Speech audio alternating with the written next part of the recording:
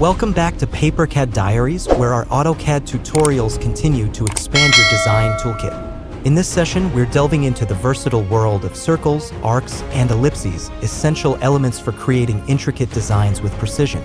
Learn the ins and outs of drawing these shapes flawlessly, mastering techniques that elevate your CAD projects to the next level.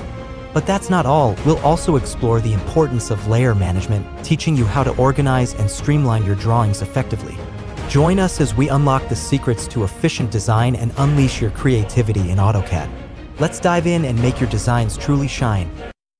We're staying in the same drawing, this time the drawing objects DWG file, and you'll notice I haven't made any changes from the previous video. I've left the two lines in place that we drew previously, and what we're going to do this time is we're going to draw some circles in AutoCAD 2021. Now, the reason we're staying in the same drawing is we're going to start developing the drawing and adding information to the drawing using the drawing objects tools available in AutoCAD 2021. Let's find the circle command. Now, before we do that though, if we're going to place some circles, what are these circles going to represent? Well, they're actually going to represent internal furniture. We may need a separate layer for our internal furniture. Let's go and have a look at our layers here. We're in the Home tab on the ribbon, you to the Layers panel and select Layer Properties. That one there, and that'll open you the Layer Properties Manager palette.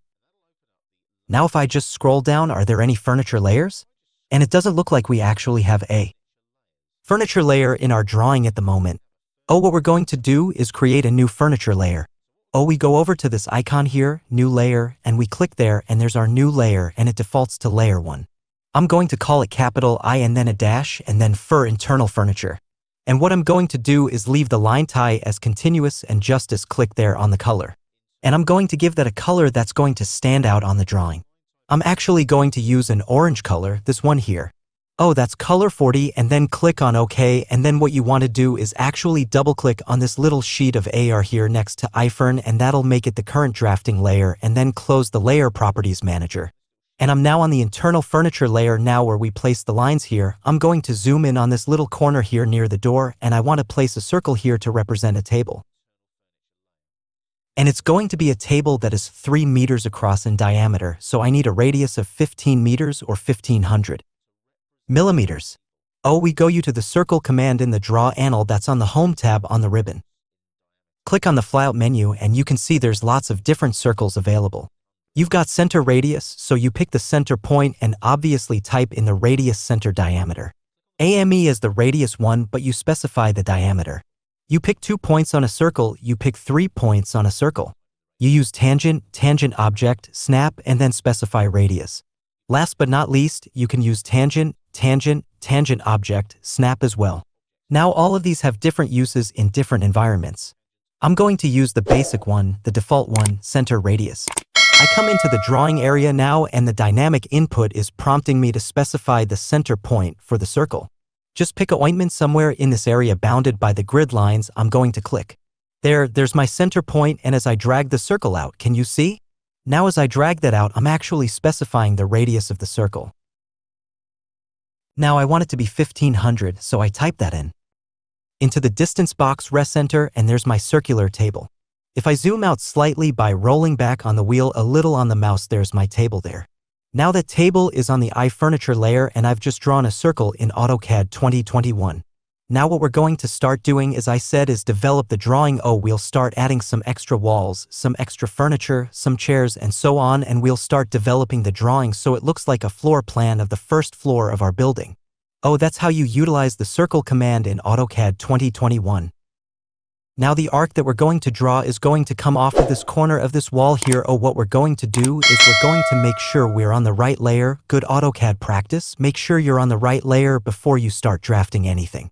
Home tab on the ribbon, and we go you to the Layers panel, and you can see that I'm still on the internal furniture layer. I click on the menu like so, and what I want now is internal wall, so I click on that there like so. I'm now on the wall layer. Now I'm just going to pan upward slightly in our saved model view. You might want to possibly zoom in a notch if you wish as well. You need to see this corner just here. Now we're going to go to the arc command over here. Again, that's on the Draw panel here, and there's the arc commands there. You can see there's lots of different combinations of variables for arcs. Now the one that I want to use is Start Center Angle. This one here, I click on it and I'm going to specify the start ointment of the arc. First of all, now make sure that your polar tracking is on and your object snaps are on as per previous videos. And then we're going to come in here and snap on the intersection of the red grid line and the lower yellow internal wall line. So I click there and that's the start point of my arc.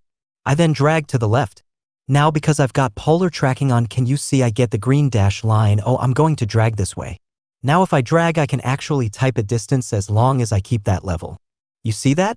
So if I drag that way and type in 1500, so that's the radius of my arc in essence, and I press enter, that's the center point of my arc.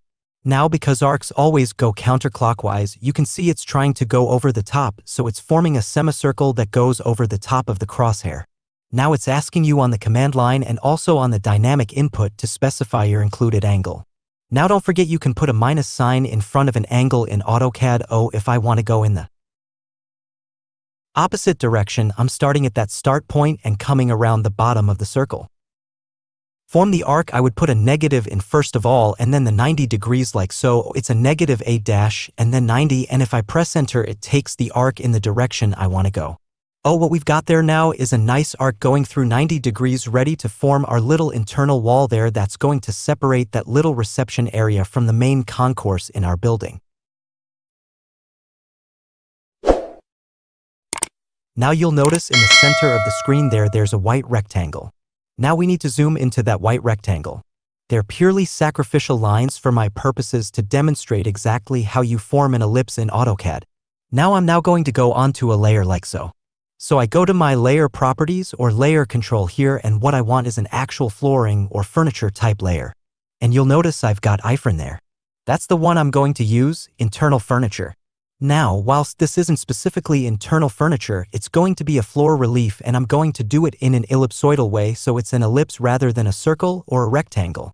And what we're going to do is just draw an ellipse to represent a nice bit of decorative flooring that goes around this particular column here. Oh, it's obviously around the column and we're using the intersections of the grid lines there, and they're to obviously use these intersections with the white lines.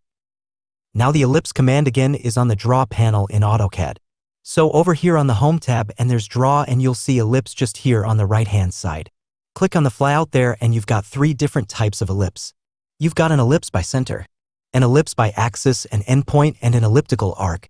Now an elliptical arc is purely either a center ellipse or an axis and ellipse, and then you just specify the angle that you want the ellipse to go through. Oh, we look at all three of these very quickly. They're quick and easy to do. Oh, let's go with center first. What I've got to do now is specify the center of the ellipse. Oh, I'll use the intersection of those two grid lines there like so. So I click there using my object snaps, which by the way should be on. Oh, there's there. Now as I come out it says specify endpoint of access. Oh, I'll use that intersection there or the midpoint on that white line, and then I specify the distance to the other axis, and there we go. There's my ellipse in place like so using the center. The endpoints of each of the axes of the ellipse. Oh, I'll just quickly OU and undo that and we'll do another ellipse. Now we'll go back to the ellipse command axis end. So I click there now and it wants an axis endpoint of the ellipse, so I'm gonna go endpoint there. Come over here to the other end of the axis endpoint there, and using my object SNS again midpoint on that line there, same size ellipse, same shape but using different points. Again, I'll undo that now. And then we'll jump into the next one, which is elliptical arc. Now the process here is the same as an axis endpoint arc. So I'm going to go one end of axis and two end of axis, and I'm going to come to their end of axis. Now that's my ellipse specified. Now I need to specify the angle. Oh, as I come around I can specify the angle I want it to go through, so as soon as I click there. Can you see now as I come around the angle like so, I'm specifying the angle graphically. I can type in the angle if I want to, and there's my ellipse there. But it's half of an ellipse, and you can see that that is basically an ellipsoidal arc, an ellipse arc as it's called in AutoCAD 2021. Oh, that's how you work with ellipses in AutoCAD, and obviously what I would do there is I'd do the whole ellipse to make that look like a nice floor relief that's decorative in the reception area of the building. Thank you for watching. Please consider to subscribe. See you on the next tutorial.